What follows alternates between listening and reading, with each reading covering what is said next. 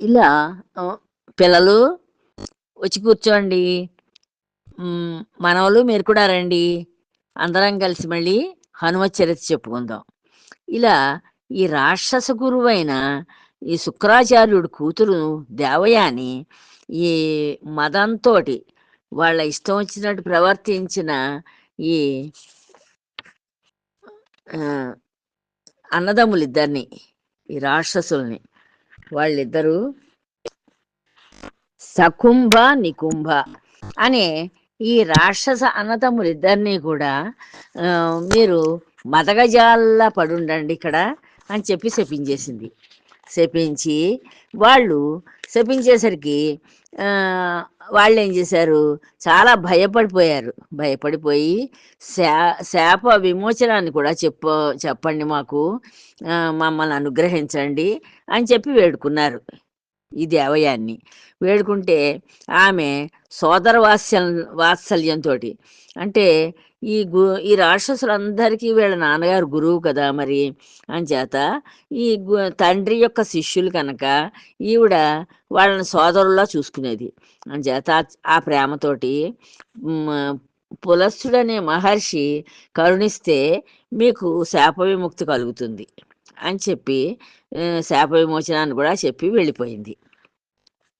ఓ శతానంద, రాఘవుడు లంకావిభుడైన రావణ్ణి పుత్ర పౌత్ర భ్రాతృ ఆప్తమిత్ర సహితంగా వధించి విభీషణుని లంకారాజ్యానికి పట్టాభిషిక్తుని చేసి, ఆ సమయంలో ఈ నికుంభులు మదగజ రూపులై ఉన్నారు. వీళ్ళిద్దరూ కూడా మదగజాల కింద ఉన్నారు, ఈ సకుంభ నికుంభులును.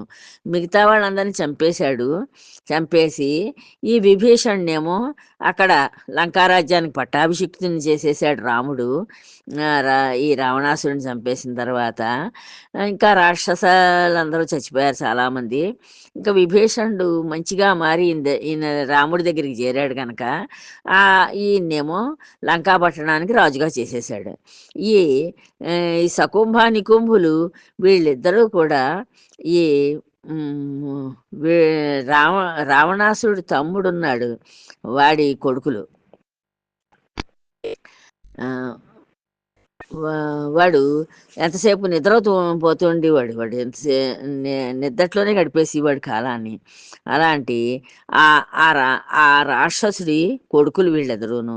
వీళ్ళిద్దరికీ శాపం మూలాన్ని వీళ్ళిద్దరు కూడా సకుంభుడు నికుంభుడు కూడా మదగజాల రూపంలోనే ఉన్నారు. వాళ్ళు మాత్రం వెళ్ళలేదు అటుకేసి. అందుకనే వారు యుద్ధానికి వెళ్ళలేదు, రాముడితో యుద్ధానికి వెళ్ళలేదు. రాముని చేత హతులు అవ్వలేదు, అంచేత రాముల చేతిలో చాలలేదు. అంచేత వాళ్ళకి శాప విమోచనం చెప్పింది ఈ పిల్ల, ఈ దేవయాని. అంచేత ఆ పులస్యుడు రావాలి వీళ్ళకి, ఆ మహర్షి వచ్చినప్పుడు వీళ్ళకి శాప విమోచనం కలుగుతుందని చెప్పింది కదా. అంచేత వీళ్ళు ఆ మదగజాల కింద అలా ఉండిపోయి యుద్ధానికి వెళ్ళలేదు. ఆ తరువాత పులస్యుని దయ వల్ల పూర్వరూపాన్ని పొందారు. ఆ తర్వాత ఈ పులస్య మహర్షి వచ్చారు. వచ్చిన తర్వాత ఆయన వీళ్ళకి శాప విమోచనం చేసేశారు. పొందిన కించిత్తైన ధర్మచింతన లేక వీళ్ళు ఇలా మదగజాల కింద పడున్నా వీళ్ళకి కించిత్తు కూడా కొంచెం కూడా ధర్మచింతన అనేది లేదు. లేక పూర్వం ఎలా మదంతో విర్రవీగి ఉండేవారు, అలాగే తమ బలాన్ని ఎదుటి బలాన్ని తెలియక, తమ బలం ఎంతో ఎదుటి వాళ్ళ బలం ఎంతో తెలుసుకోకుండా సురభూసుర ఋషి సంఘాలని, సురల్ని అంటే దేవతల్ని, భూసురుల్ని రాజుల్ని, ఋషి సంఘాలు ఉంటాయి కదా, ఋషులందరూ ఓ చోట తపస్సు చేసుకుంటూ ఉంటారు. ఆ సంఘాలని, స్త్రీ బాల వృద్ధుల్ని, స్త్రీలని, చిన్నపిల్లల్ని, వృద్ధుల్ని, అనాథల్ని, దీనజనుల్ని, కృపణుల్ని అంటే గుడ్డివారు వాళ్ళు ఉంటారు, అలాంటి వాళ్ళని మునుపటి కంటే ఎక్కువగా హింసించసాగారు. మునుపటి కంటే కూడా ఇప్పుడు ఇంకా క్రూరత్వం వీళ్ళలో ఎక్కువైపోయింది. ఇంకా బాగా క్రూరంగా వీళ్ళ అందరినీ హింసిస్తున్నారు. యుద్ధంలో దశకంధరాదులు హతులయ్యారు. ఈ ఈ యుద్ధంలో ఈ దశకంధరుడు అంటే రావణాసురుడు మొదలైన వాళ్ళు చచ్చిపోయారు. కానీ వీరు మరణించలేదే! వీళ్ళు మాత్రం మరణించలేదు. అలా ఏనుగుల్లా ఉన్నారు. ఆనాడు వీరు కూడా మరణించి ఉంటే దేవతలను ఆహ్, శూలంలా బాధిస్తున్న వీరి ముప్పు తప్పి ఉండేది. అప్పుడు వీళ్ళు కూడా గనక చచ్చిపోయి ఉన్నారనుకో ఆ యుద్ధంలోను, ఇంక వీళ్ళకి ఈ రాక్షస బాధ పోయేది శుభ్రంగాను. ఈ ప్రజలందరికీను. కానీ వీళ్ళింకా బతికుండడంతోటి వీళ్ళ ముప్పు తప్పలేదు వీళ్ళకి. వీళ్ళ బాధలు తప్పటం లేదింకాను. అని ఎంతో భీతితో ఇంద్రాదులు బెదరసాగారు. ఇన్ ఇంద్రుడు మొదలైన దేవతలందరూ కూడా ఈ రాక్షసుడు ఇంకా వీళ్ళిద్దరూ బతికున్నారు. వీళ్ళ మూలాన మనకి ఈ బాధలు తప్పటం లేదు అని బాధపడుతున్నారు. ఒకనాడు త్రిలోక సంచారి అయిన నారదుడు సకుంభ, నికుంభుల నిలయానికి వెళ్ళాడు. ఓ రోజున ఏం చేశాడు అన్ని లోకాలు తిరుగుతూ ఉంటాడు ఈ నారదుడు. ఆ నారదుడు ఈ సకుంభ, నికుంభుల ఈ ఇళ్ళకి వెళ్ళాట. వెళ్ళి వారిచ్చిన అర్ఘ్యపాద్యాది మర్యాదలకి సంతసించి వాళ్ళు చక్కగా కాళ్ళు కడుక్కొనికి నీళ్ళిచ్చి మంచినీళ్ళిచ్చి ఈయనకి మర్యాదలు చేశారు. చేస్తే ఆ మర్యాదలకి చాలా సంతోషించాడు. సంతోషించి కుశల ప్రశ్న అడిగాడు. కుశల ప్రశ్నలంటే బాగున్నారా అమ్మ మీరందరూనని వాళ్ళని అడిగాడు. లోకవార్తా ప్రసంగంలో ఈయన లోకాలని 3 లోకాలు తిరుగుతూ ఉంటాడు. అంచేత ఈయన ఏం చేశాడు, ఆ లోకవార్తలని చెప్పుకోవడంలో ఇలా అన్నాడు నారదుడు. ఓ రాక్షస నాయకుల్లారా, మీరు కత్తి ఎత్తితే సహస్రాక్షుడు సైతం హడలి పరిగెత్తుతాడు. మీరు కనుక కత్తి తీశారనుకోండి, కత్తి తీశారంటే దేవేంద్రుడు కూడా హడిలిపోయి పరిగెడతాడు. మీరు గర్జిస్తే సాక్షాత్తు లక్ష్మీదేవి కూడా కంట నీరు పెట్టాల్సిందే. మీరు కనుక గర్జించారనుకోండి, ఆ సాక్షాత్తు లక్ష్మీదేవి కూడా కళ్ళంపడి నీళ్లు పెట్టుకుని బాధపడుతుంది. ఆ హిరణ్యకశిపులను నేను ఎరుగుదును. ఇంత క్రితం హిరణ్యాక్షుడు, హిరణ్యకశిపుడు అని ఉండేవారు రాక్షసులు. వాళ్ళని నేను ఎరుగుదును. బాహుపరాక్రమంలో వారు కూడా మీకు సాటిరారు. వాళ్ళకి ఆ భుజబలం చాలా గొప్ప భుజబలం ఉండేది వాళ్ళకి. వాళ్ళకి వారు కూడా అంత భుజబలం గల ఆ హిరణ్యాక్షుడు, హిరణ్యకశిపుడు కూడా మీకు సాటిరారు. అంటే ఇంకా వాళ్ళకంటే కూడా మీరే భుజబలంలో చాలా గొప్పవాళ్ళు అని చెప్తున్నాడనమాట. ప్రస్తుతం ఇంద్రుని స్థితి ఎలా ఉందో చెబుతాను వినండి. ప్రస్తుతం ఇంద్రుడు ఏమనుకుంటున్నాడో చెప్తాను వినండి అని చెప్తున్నాడు. మీ నిమిత్తంగా వచ్చిన బెదురు వల్ల శరీరానికి కాకవచ్చి జ్వరంతో ఒడలు మరిగిపోతోంది. ఈ దేవేంద్రుడికి మీ వల్ల వచ్చిన ఆయనకి మీరెప్పుడొస్తారో, ఎప్పుడు ఆయన్ని ఏమైనా సంహరిస్తారో, ఏం చేస్తారో, ఆయన సింహాసనం తీసేసుకుని తరిమేస్తారో, ఏం చేస్తారో తెలియక ఆయన శరీరానికి ఆ భయంతోటి వేడొచ్చేసింది శరీరానికి. వేడొచ్చేసి విపరీతమైన జ్వరం కింద వచ్చేసింది. జ్వరం వచ్చేసి వడలు మరిచిపోతున్నాడు. శరీరం అంతా వేడితోటి మరిగిపోతోంది. ఇంద్రునికి గుండెల మీద వడ్ల గింజ నుంచితే పేలగింజ అవుతోంది. ఆ ఇంద్రుని గుండెల మీద కనుక ఒక ధాన్యపు గింజ వేస్తే అది పేలాల్లా పేలుతోందట. అంత వేడిగా ఉంటోంది అతని శరీరం. వాసవుని శరీరం మీద చేయి వేసి శచీదేవి, నాథ మీ శరీరం ఇంతలా మరిగిపోతోంది, కారణం ఏమిటి అని అడిగిందిట. ఆయన భార్య శచీదేవి ఆయన ఒంటి మీద చెయ్యేసి చూసి, మా నాథ ఎందుకు మీ ఒళ్ళిలాగా ఇంతగా ఇలా కాలిపోతూ ఉంది, ఇంత వేడిగా ఎందుకుంది అని అడిగిందిట. అడిగితేను ఈయనన్నట్ట నేను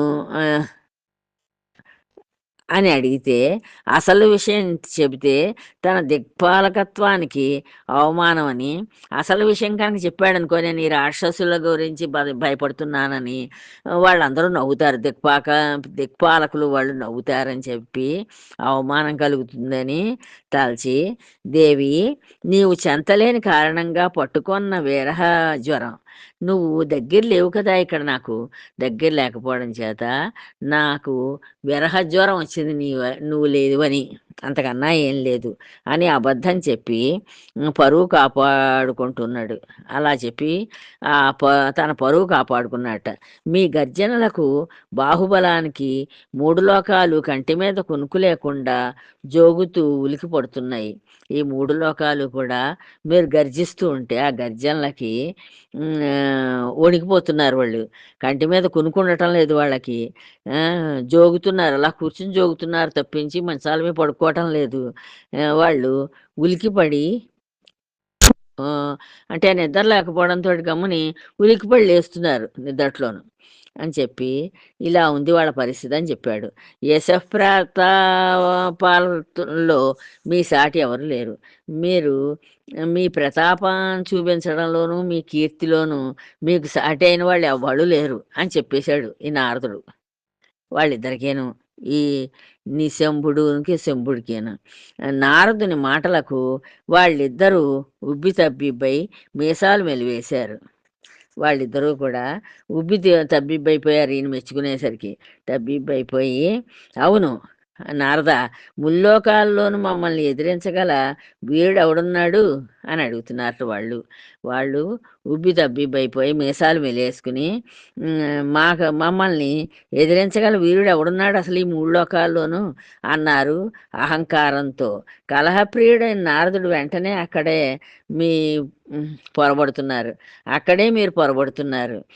జ్ఞాతి ద్రోహం చేసి లంకారాజ్యానికి పట్టాభిషేకం కట్టుకున్న విభీషణుడు ఉన్నాడుగా, మీకు ద్రోహం చేశాడు ఈ విభీషణుడు.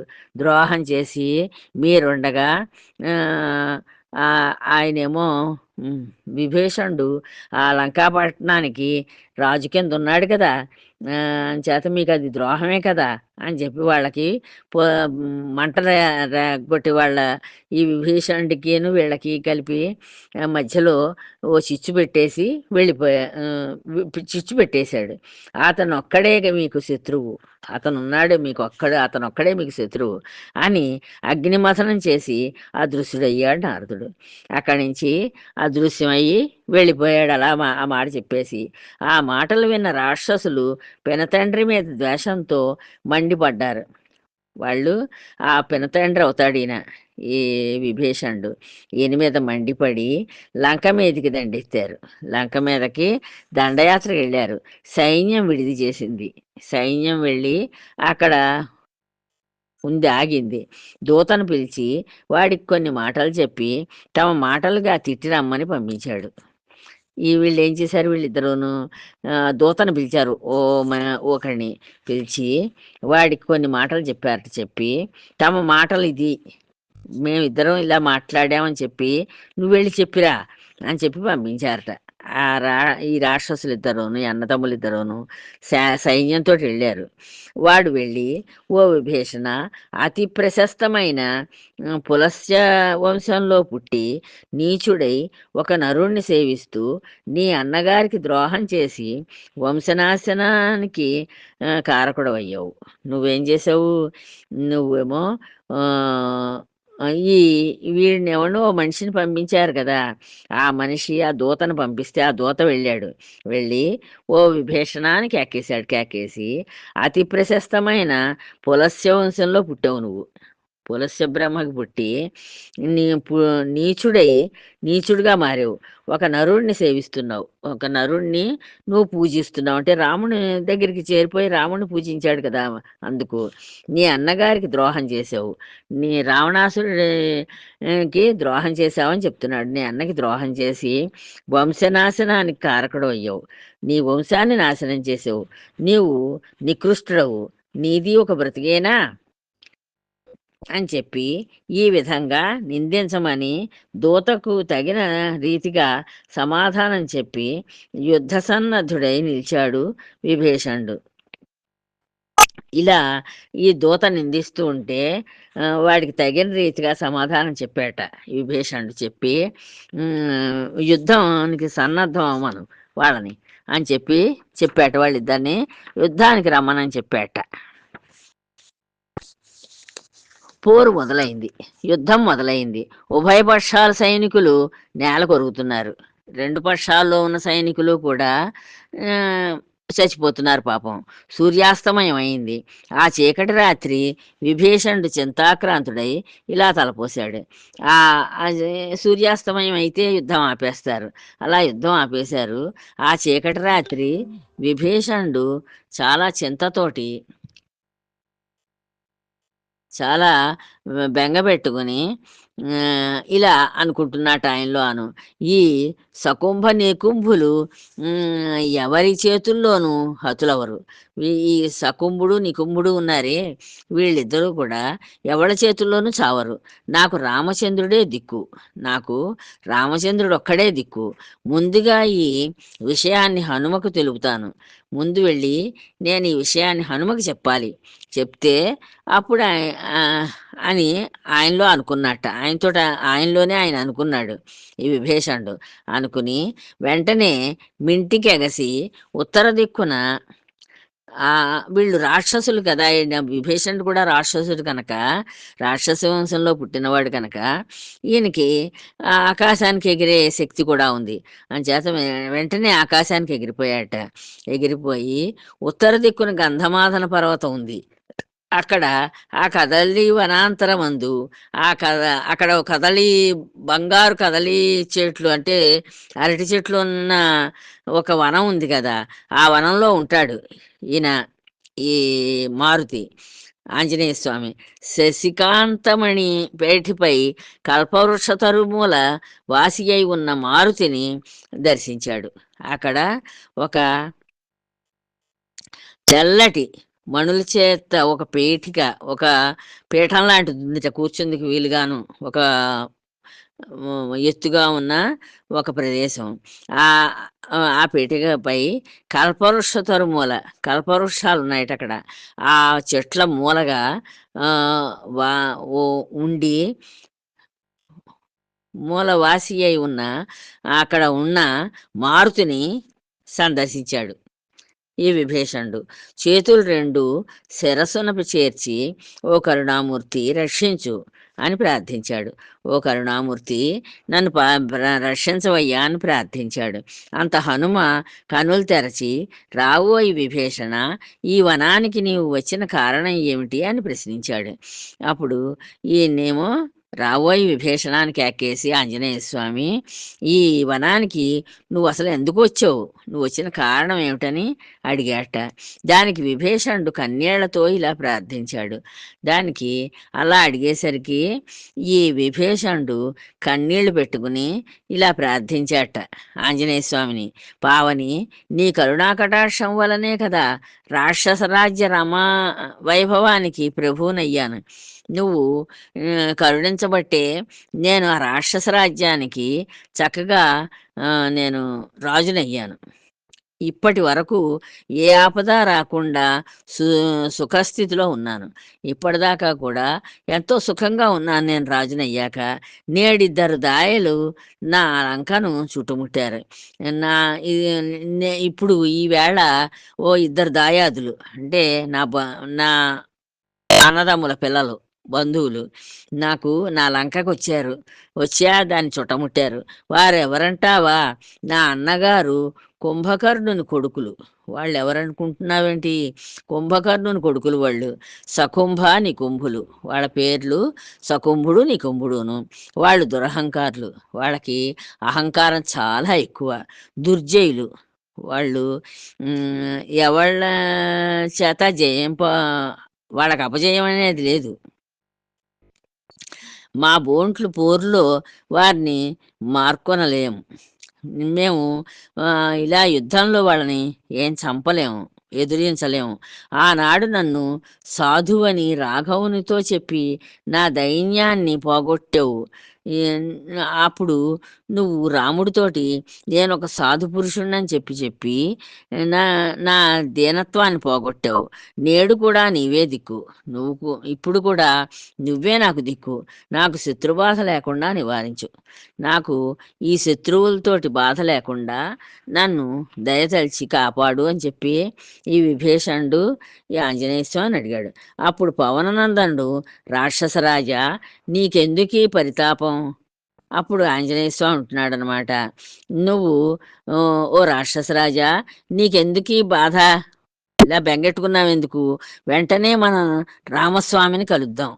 మనం ఇద్దరం వెళ్ళి ఆ రాముణ్ణి కలుద్దాం. ఆశ్రిత జన మందారుడు ఎవరైతే ఎవరు ఆశ్రయించారో వాళ్ళని చక్కగా ఆయన దయతలిచి కరుణిస్తాడు. శరణాగత వత్సలుడు ఆయన కాకుస్థుడు మన చెంతనుండగా ఈయన శరణాగత వత్సలుడు.